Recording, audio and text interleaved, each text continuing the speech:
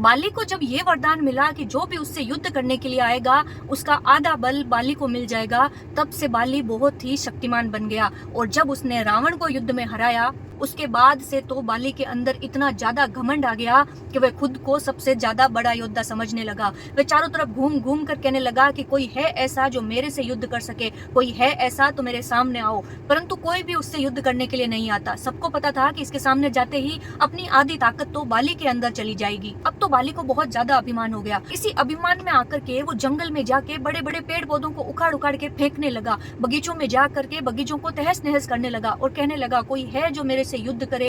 हनुमान जी उस वक्त एक जगह बैठे बैठे भगवान श्री राम का ध्यान कर रहे थे। जब बाली उनके सामने पहुंचा और वहां पर पेड़ पौधों को तोड़ने लगा, तो हनुमान जी बोले कि हे बाली राज, तुम्हारे अंदर अथाह बल है, तुम्हें बहुत अधिक शक्तियां प्राप्त हो गई है, परंतु इसका मतलब ये नहीं है कि तुम इन पेड़ पौधों का सर्वनाश करोगे। तुम्हें अत्यधिक बल मिला है तो उसे भगवान के ध्यान में लगाओ, अपने अहंकार को इतना मत बढ़ाओ। परंतु बाली को तो अहंकार हो चुका था। वह बोला कि तुम तो तुच्छ वानर हो, मेरे सामने चुप ही रहो। तुम तो पता नहीं किसका नाम रात दिन जपते हो, जिसका इस संसार में कोई पता ही नहीं है। पता नहीं कौन सा राम है जिसे ना कोई जानता है, ना ही आज तक किसी ने देखा है। अब तो हनुमान जी को बड़ा ही क्रोध आया। उन्होंने कहा कि तुम मुझे जो कहना है कह लो, परंतु मेरे आराध्य को कुछ मत कहो। बाली बोला मैं तुम्हारे आराध्य को भी कहूंगा। अगर तुम चाहते हो कि मैं तुम्हारे आराध्य को अपशब्द ना कहूँ तो तुम्हें मुझसे युद्ध करना पड़ेगा। हनुमान जी बोले ठीक है, कल सुबह हम नगर के बीचों बीच युद्ध करेंगे। बाली बड़ा प्रसन्न हुआ क्योंकि वो तो युद्ध ही करना चाहता था। वो खुशी खुशी अपने घर चला गया। पूरे नगर में घोषणा हो गई कि कल सुबह बाली और हनुमान जी का युद्ध होने वाला है।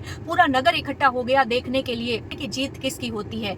उधर ब्रह्मा जी को बाली की बड़ी चिंता हुई। वह सीधे पहुंचे हनुमान जी के पास में और बोले कि बाली तो मूर्ख है, परंतु मैं आपसे निवेदन करता हूँ कि आप उससे युद्ध ना करो। हनुमान जी बोले अगर वह मुझे कुछ भी कहता तो मुझे कोई फर्क नहीं पड़ता, मैं उससे युद्ध नहीं करता, परंतु उसने मेरे आराध्य का अपमान किया है जिसे मैं सहन नहीं कर सकता। युद्ध तो अवश्य होगा। तब ब्रह्मा जी कहते हैं कि तो फिर आप मेरी एक प्रार्थना स्वीकार कर लीजिए।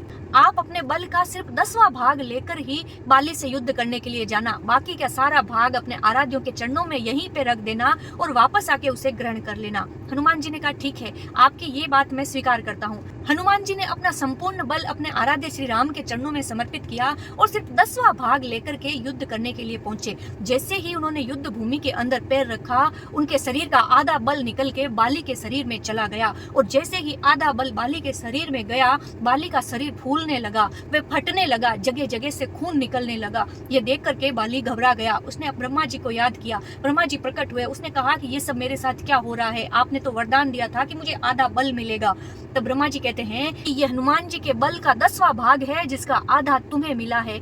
मैंने हनुमान जी से निवेदन किया था कि वो अपने बल का सिर्फ 10वां भाग लेकर ही आए और उसी का आधा तुम्हारे अंदर आया है। सोचो अगर तुम इतना सा बल भी हनुमान जी का सहन नहीं कर पा रहे हो, तो अगर हनुमान जी अपना पूरा बल लेकर के आ जाते तो तुम्हारा तो शरीर ही फट जाता, तुम्हारे तो टुकड़े टुकड़े हो जाते। बाली बहुत ही घबरा जाता है, पूछता है अब मैं क्या करूं, मैं तो इनका सामना नहीं कर पाऊंगा। तब ब्रह्मा जी कहते हैं कि जल्दी से युद्ध भूमि छोड़ के भाग जाओ, क्योंकि हनुमान जी के बल का सामना करने वाला आज तक कोई इस दुनिया में पैदा ही नहीं हुआ है। और हनुमान जी के अंदर इतना बल है परंतु फिर भी उनको कोई अहंकार नहीं है, उनको कोई घमंड नहीं है, हमेशा अपने आराध्य का ध्यान करते हैं, अपने भगवान की भक्ति करते हैं। बाली ये सुनकर के बड़ा ही लज्जित होता है कि वह अपने आप को सर्वशक्तिमान समझ रहा था। हनुमान जी तो उससे भी ज्यादा बलशाली निकले। कहने का मतलब ये है कि जीवन में अगर बहुत ज्यादा बल आ जाए, धन आ जाए, पद आ जाए, पैसा आ जाए, फिर भी मनुष्य को कभी भी घमंड नहीं करना चाहिए, कभी भी अहंकार नहीं करना चाहिए, क्योंकि जो अहंकार और घमंड नहीं करते हैं वही भगवान को सदा प्रिय होते हैं। तो बोलिए जय श्री कृष्ण।